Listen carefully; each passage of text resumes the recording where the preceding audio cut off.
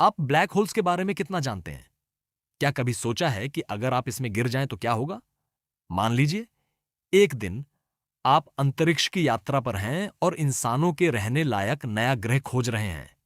तभी आपका सामना एक ब्लैक होल से होता है और आप सोचते हैं, क्यों ना इसे करीब से देखा जाए। आप देख रहे हैं, क्या हो अगर? और आज का सवाल है, क्या होगा अगर आप एक ब्लैक होल में गिर जाएं?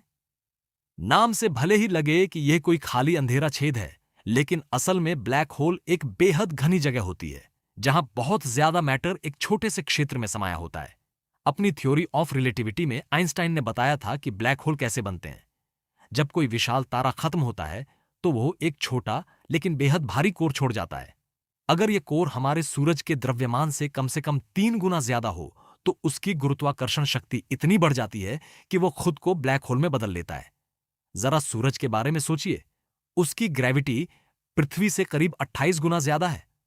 अगर आप वहां खड़े हों, तो आपका वजन भी 28 गुना बढ़ जाएगा।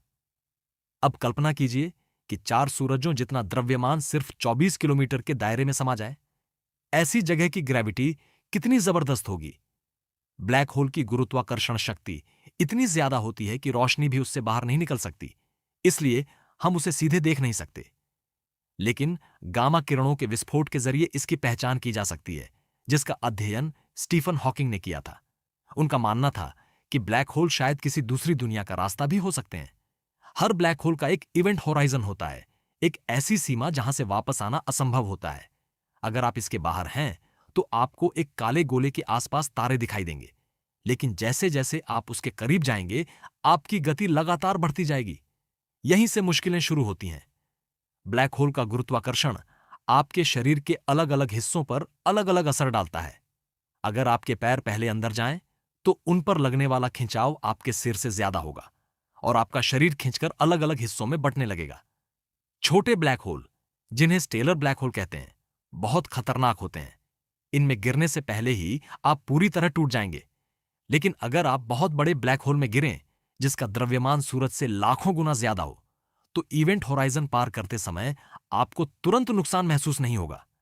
हमारी मिल्की वो गैलेक्सी के केंद्र में भी ऐसा ही एक विशाल ब्लैक होल मौजूद है, जो हमसे बहुत दूर है। इसलिए फिलहाल कोई खतरा नहीं है। लेकिन असली चुनौती तो अंदर शुरू होती है। ब्लैक होल के केंद्र में सिंगुलैरिटी होती है, जहां घनत्व अनंत हो जाता है। वहां पहुंचते पहुंचते आप पूरी तरह उसमें समा जाएंगे। बाहर से देखने वाले व्यक्ति के लिए ऐसा लगेगा कि आप धीरे धीरे रुक रहे हैं, फीके पड़ रहे हैं और अंत में समय में जैसे ठहर गए हों। ऐसा इसीलिए क्योंकि ब्लैक होल के पास समय और अंतरिक्ष का व्यवहार बदल जाता है। आप न तो वापस लौट पाएंगे और न ही समय में पीछे जा सकेंगे। अगर कभी ब्लैक होल खत्म भी हो जाए, तो उसके अंदर मौजूद कणों को पहचान पाना नामुमकिन होगा। हालांकि स्टीफन हॉकिंग ने यह सुझाव दिया था कि जानकारी पूरी तरह नष्ट नहीं होती। संभव है कि अलग अलग वास्तविकताओं में अलग अलग घटनाएं होती हों। एक में आप ब्लैक होल में गिरते हैं और दूसरी में वह ब्लैक होल होता ही नहीं। अगर आप इवेंट होराइजन पार कर लेते हैं, तो शायद वापसी का कोई रास्ता नहीं होगा। लेकिन कौन जाने, किसी दूसरी रियलिटी में आप अब भी जिंदा हों। क्या आप इस रहस्य को जानने का जोखिम उठाएंगे? अगर आपको ब्रह्मांड और ब्लैक होल्स में दिलचस्पी है, तो जुड़े रहिए। हम जल्द ही आपको एक और रोमांचक सफर पर ले जाएंगे।